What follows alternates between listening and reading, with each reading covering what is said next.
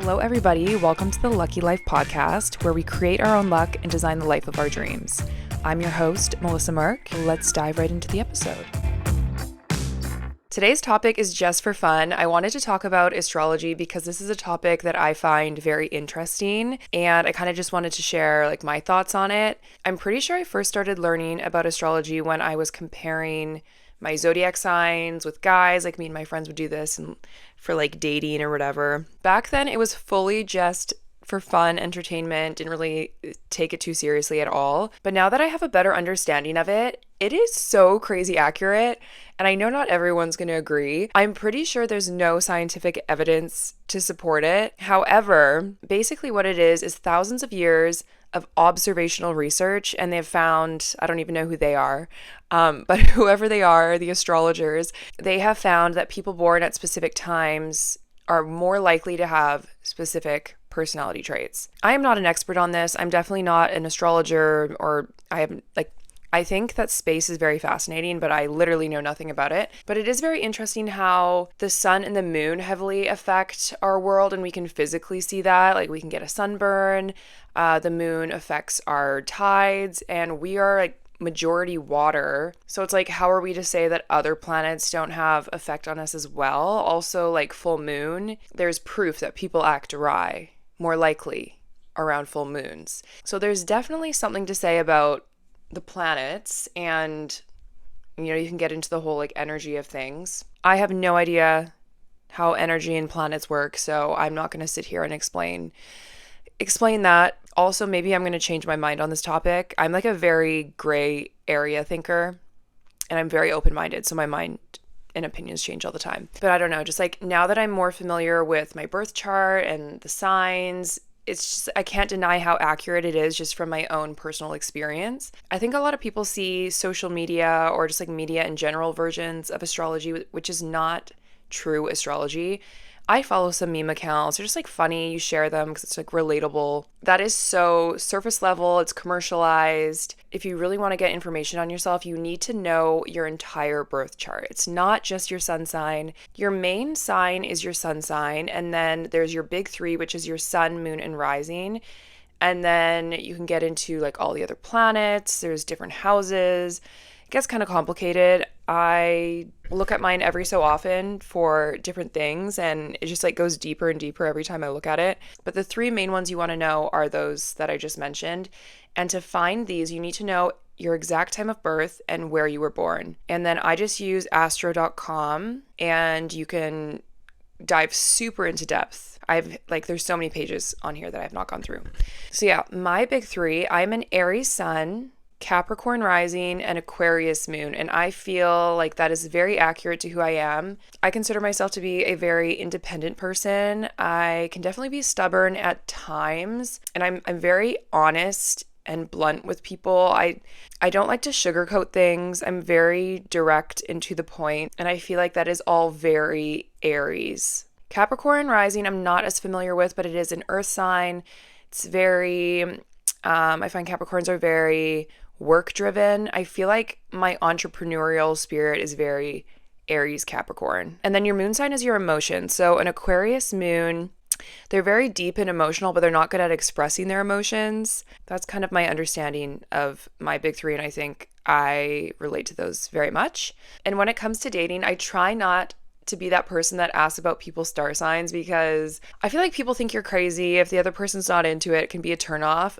But as I say that, this is something that I've been thinking about. I'm if this is something that I'm actually interested in, why would I pretend I'm not to make someone like me? I know I've talked about this on the podcast before, but it's you need to be your authentic self, and then you will attract the right people to you.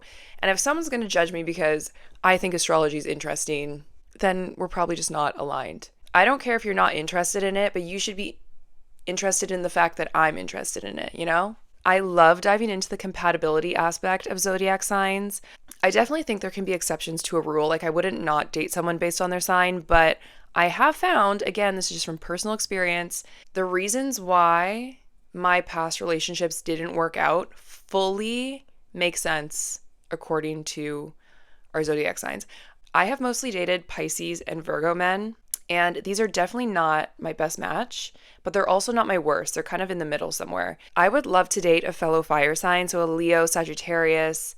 My sister sign is a Libra, but you need to look at your moon sign and rising to like get a full picture on how you would work together. Several years ago, I had this shaman man. I don't know what his actual title was, but he hand drew my birth chart. I don't know how people are able to do this because it's so complex, but he wrote it up and he did a deep dive into it and basically told me what my life purpose was, where I'm going to struggle the most.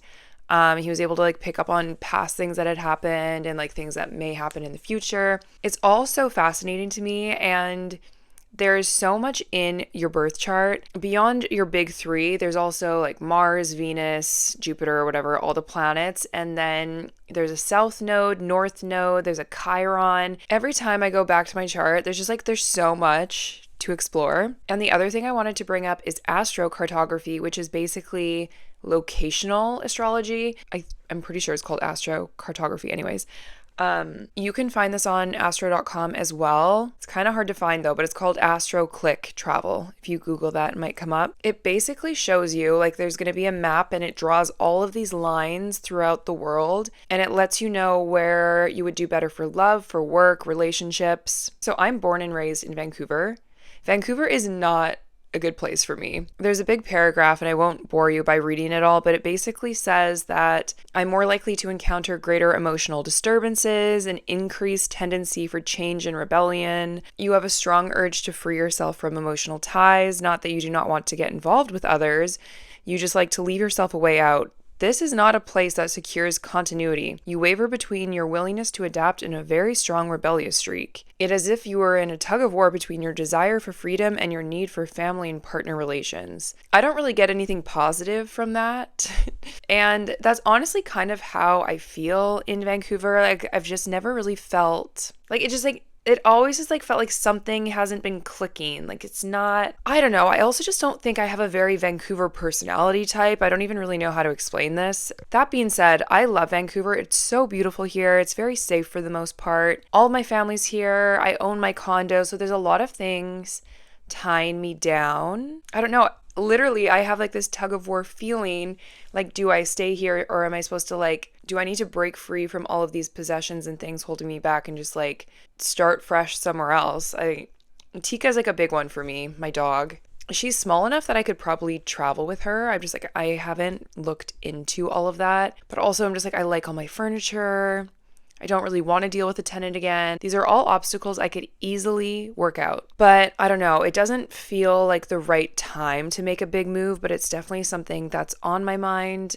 Toronto is a lot better for me, according to astrocartography.